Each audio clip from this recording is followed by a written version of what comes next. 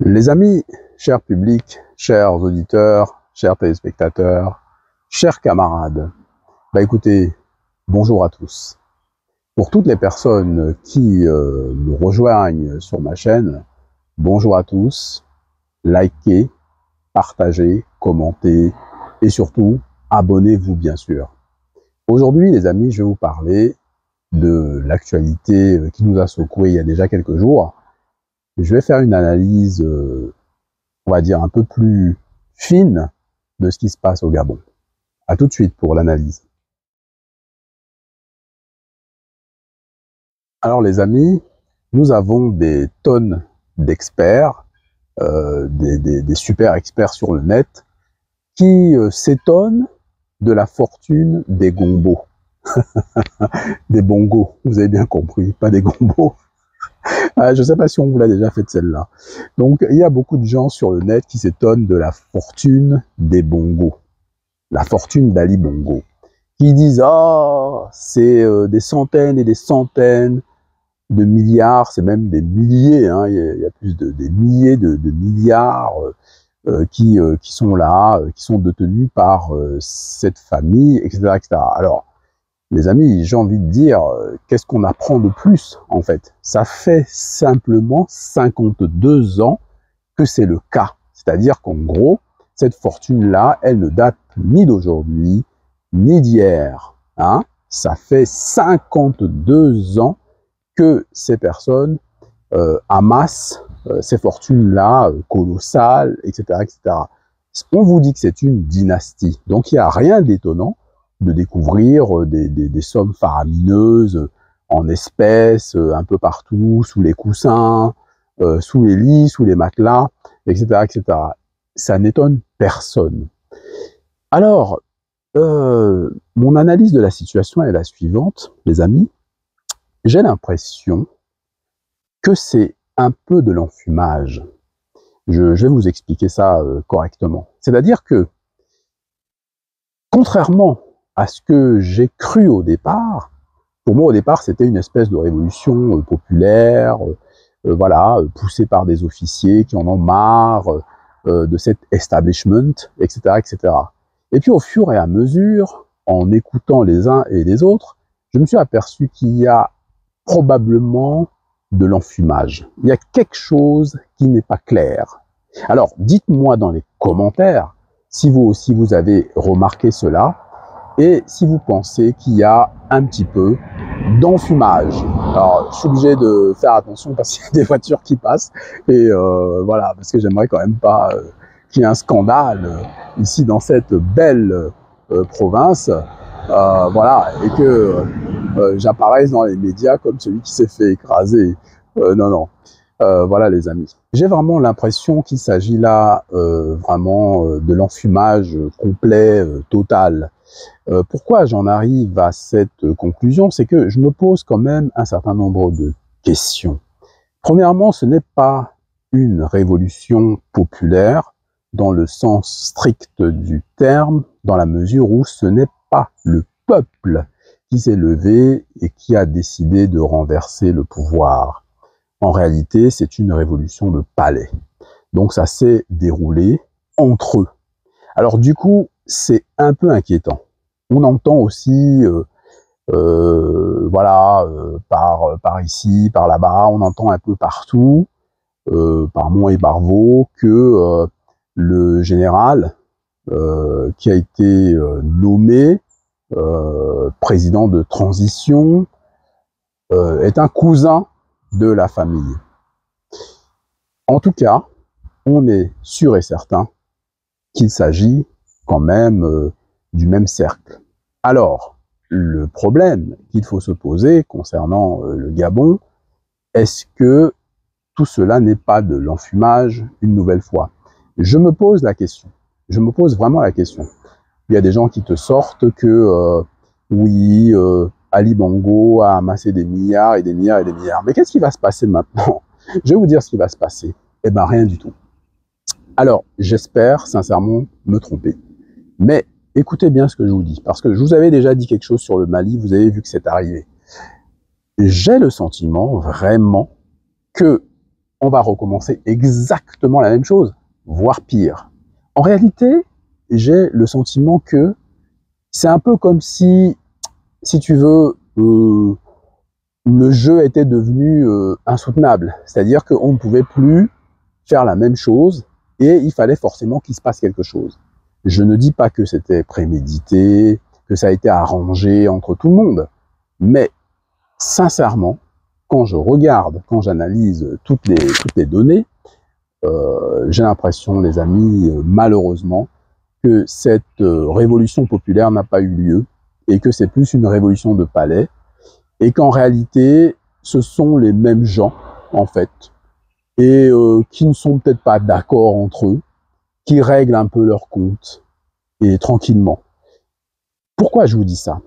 Parce que même lorsqu'il s'agit d'une révolution de palais, je suis désolé, il y a quand même un peu de trouble. On ne dit pas que c'est un carnage ou des choses comme ça. D'ailleurs, c'est pas du tout ce qu'on peut souhaiter, hein, du tout. Hein. Mais en fait, une révolution de palais, très concrètement, il y a des gens qui étaient là, qui avaient une certaine assise. Vous pensez vraiment que ces gens qui avaient une assise vont laisser le pouvoir comme ça, sans même protester, sans même contester, sans même qu'il y ait la moindre petite bavure, la moindre petite, on va dire, éraflure? Cela me semble un peu trop facile, vous voyez. En fait, ce coup d'État, entre guillemets, que je pensais révolutionnaire, est en réalité, pour moi, une sorte d'enfumage très subtil. J'espère avoir tort, parce que si j'ai raison, ça veut dire, les amis, qu'on est reparti pour non pas 50 années supplémentaires, mais pour plus d'un siècle.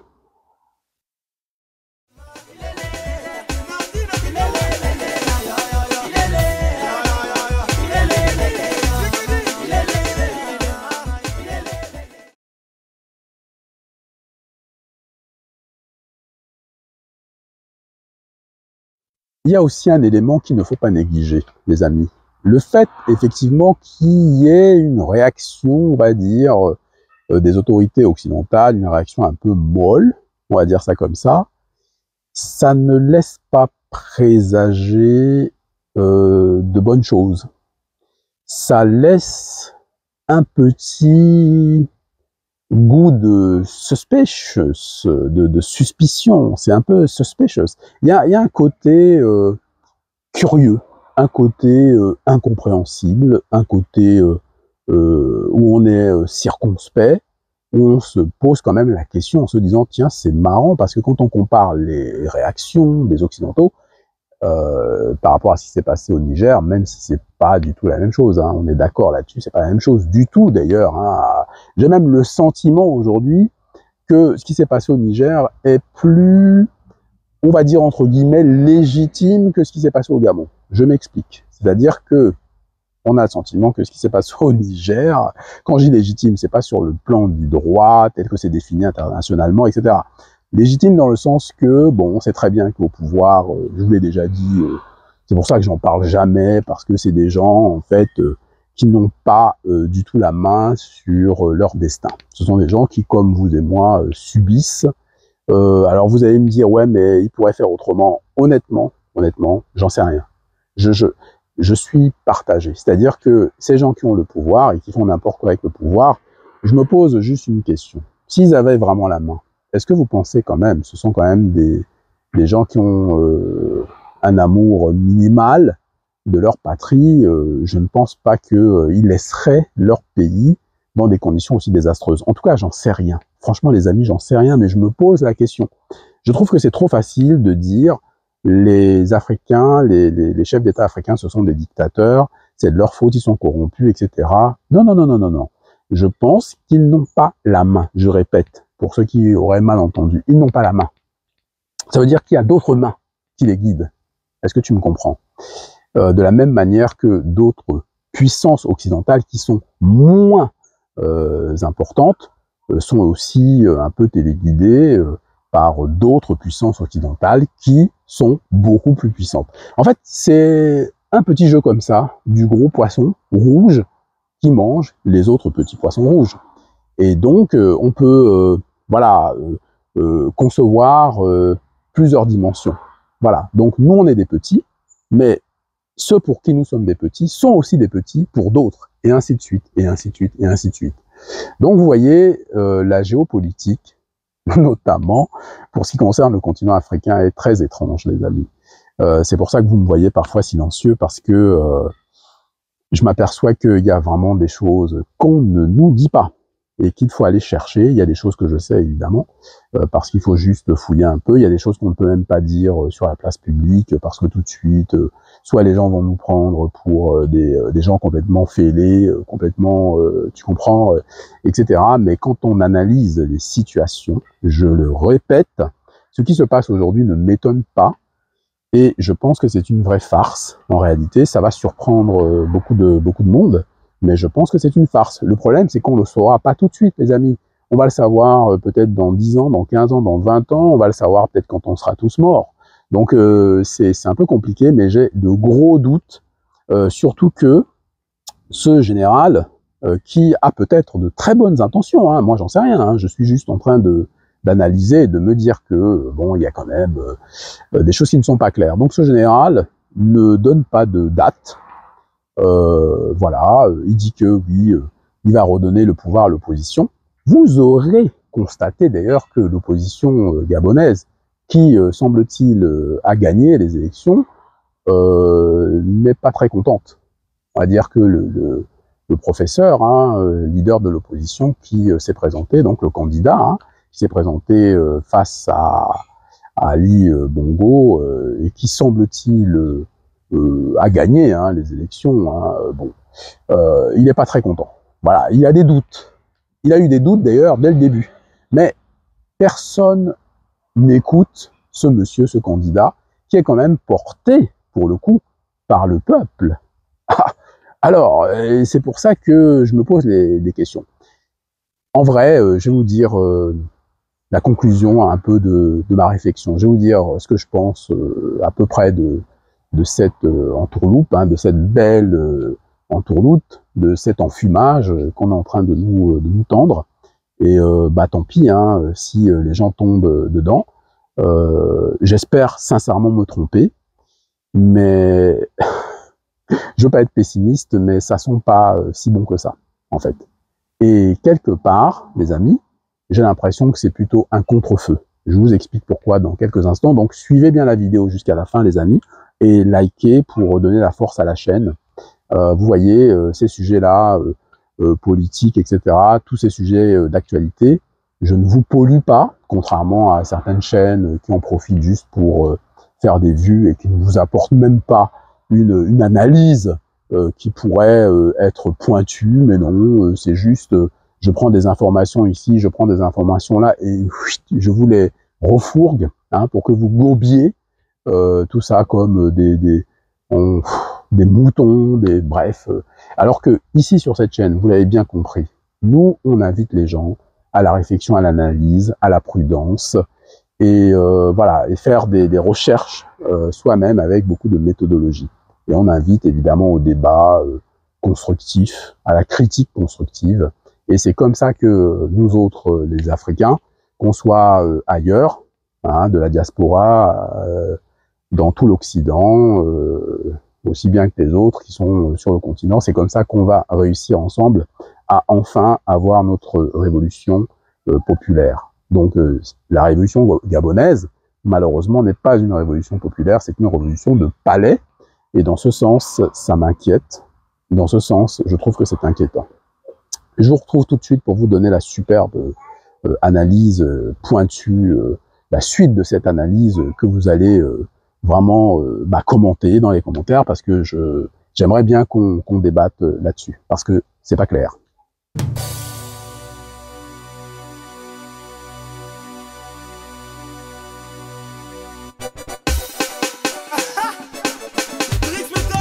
Alors les amis, je vous ai pas présenté le décor, l'environnement, vous le connaissez.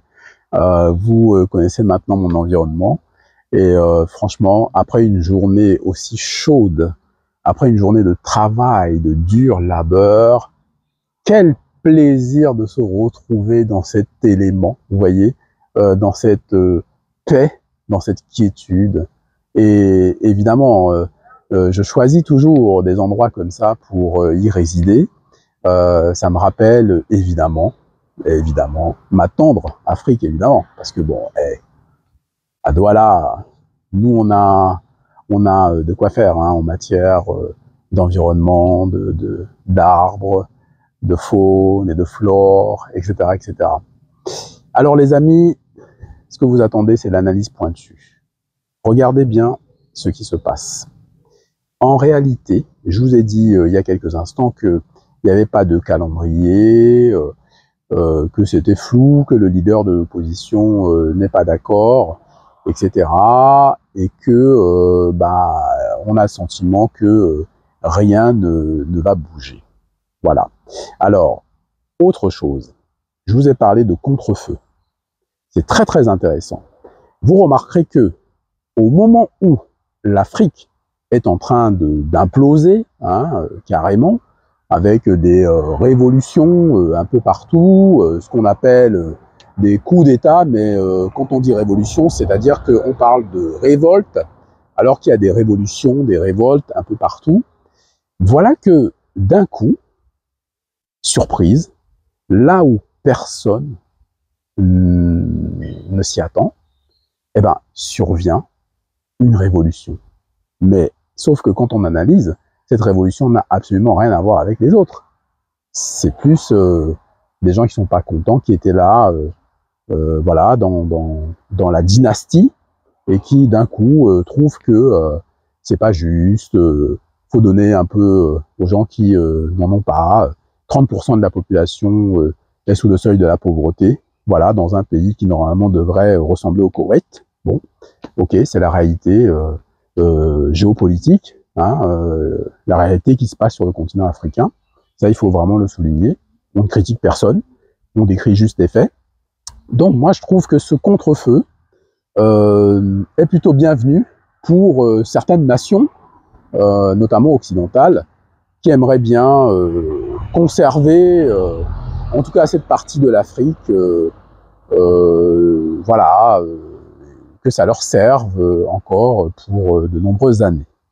Alors voilà, donc voyez un peu, c'est-à-dire qu'en gros, l'affaire du Gabon vient vraiment à point nommé. Vous voyez, ça arrange les affaires de beaucoup de personnes. Et donc, c'est pour ça que moi, je trouve ça un peu suspicious. Vous voyez ce que je veux dire? Je trouve ça bizarre, je trouve ça suspect, en fait. Et puis, vous me direz, c'est peut-être ma déformation professionnelle, mais je pense que cette affaire n'est pas terminée et qu'on peut avoir des surprises. En tout cas, j'espère me tromper, j'espère que le général est, comme il le dit, un homme intègre, et que il va redonner le pouvoir au peuple, et qu'il ne va pas juste distribuer les bons points à ces gens qui sont autour de lui et qui le soutiennent, parce que en fait, c'est juste déplacer un problème pour en créer un autre, en gros. Hein. Moi, j'ai un peu le sentiment que c'est pas clair. Voilà, donc on va voir si effectivement le pouvoir est redonné au peuple, qu'il y a des élections, que les gens sont libres de voter, et que évidemment la vraie opposition se retrouve au pouvoir. Là, on pourra causer. Mais avant cela, j'aurai toujours des réserves et des doutes. Le jour où les 30% de pauvres Gabonais ne seront plus pauvres, on en reparlera. Vous comprenez? Parce que c'est quand même la réalité. Et est-ce que c'est normal que dans un pays qui devrait ressembler au Koweït, on trouve encore 30% de personnes qui sont pauvres, qui vivent sous le seuil même de la pauvreté? Donc ça, c'est pas normal. Ensuite, ce que je voulais vous dire aussi par là, quand je vous dis que cette situation arrange certains pays, rappelez-vous ce qu'on a évoqué, hein, ce que je vous ai dit lors d'un live. Je vous assure, les amis, le jour où j'ai vu ce reportage sur une chaîne nationale française, où le député Bruce Hortefeux, je me rappelle encore, hein, ça m'a tellement choqué, les amis, que j'ai mémorisé. D'habitude, je me rappelle jamais, je me souviens pas les noms de ces gens, etc. Je me rappelle quasiment pas. C'est comme quand je vais voir un film. Des fois, tu me dis, ouais, c'était qui l'acteur? Bon. Ça me dit quelque chose comme ça visuellement, mais le nom, etc. m'échappe. Mais Bruce Hortefeux, ça m'a choqué. Je crois que c'était à l'époque de l'UMP en France. Le gars, donc député de la nation française, souveraine, passe un coup de fil à Omar Bongo, semble-t-il, puisqu'il a appelé, il me semble, Omar ou quelque chose comme ça. Donc, et les journalistes disaient qu'il s'adressait à la présidence gabonaise. Et je vous assure, c'est sans cachette, et c'est ça qui était surprenant. Le gars était en train de demander des subventions au président gabonais. Vous voyez? Donc, ce qui se passe aujourd'hui, quand les gens te disent « oui, il y a des mallettes, il y a de l'argent, les dirigeants africains sont des corrompus, etc., etc. » Voilà, moi je vous dis qu'ils n'ont pas la main. Voilà, je vous dis qu'ils n'ont pas la main puisque quand des députés d'une nation comme la France se permettent d'appeler un président en exercice souverain pour demander de l'argent pour soutenir leur campagne, excusez-moi, c'est un peu, vous voyez, ça ressemble plus à une bande d'amis, une bande de copains. Quand je dis une bande d'amis, on va dire, soit ils sont amis parce que, vous savez, les amitiés, bon, ou alors on peut parler d'organisation, d'association, des gens qui ont un objectif, un but commun. Voilà, ils ont un objectif, un but commun, et puis ça arrange tout le monde, etc., etc.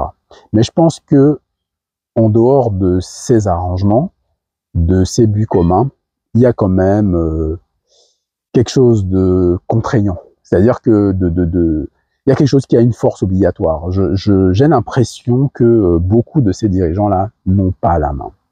Et que malheureusement, quand depuis les années 60, quand certains essayaient justement de prendre en main leur destin, vous savez très bien ce qui se passait très peu de temps après. Donc, encore une fois les amis, tant qu'il n'y aura pas la révolution populaire, tant que c'est pas le peuple qui va se lever tout d'un coup comme un seul homme, il n'y aura pas de changement majeur sur le continent africain. Ça fait des années que je vous dis à peu près la même chose. Force est de constater que depuis des années, rien ne bouge. On est toujours dans la situation d'il y a 50 ans et il n'y a rien aujourd'hui qui peut nous permettre d'espérer le moindre changement. Les amis, je devais être bref, mais je pense que cette vidéo va durer un petit moment. Je pensais faire une petite vidéo d'une vingtaine de minutes, mais bon, ce sera le format habituel, c'est-à-dire que ça va durer 30 minutes. Alors, j'espère que cette émission vous a plu et que vous êtes très satisfait et que vous allez pouvoir analyser les choses, regarder les choses un peu autrement et que vous allez, comme beaucoup de Gabonais, vous poser la question, est-ce que finalement cette, comment on peut dire ça, transition est-elle une transition vers la démocratie, enfin la démocratie d'un peuple africain, ou c'est une transition vers le désordre habituel que nous connaissons depuis plus de 50 ans. Les amis, merci beaucoup de votre fidélité. Vous êtes de plus en plus nombreux à nous regarder, à vous abonner, à venir à nos lives. Donc merci à vous, merci à tous les modérateurs, à toute l'équipe de l'association, et puis l'association Notre Bureau. Et puis écoutez, je vous retrouve évidemment avec plaisir dans d'autres vidéos et pour notamment un live qui aura lieu soit vendredi, soit samedi, ou même de temps en temps, il peut y avoir des petites émissions le dimanche, comme vous l'avez constaté. Merci les amis, que nos ancêtres évidemment veillent sur vous, et à bientôt. Salut à tous.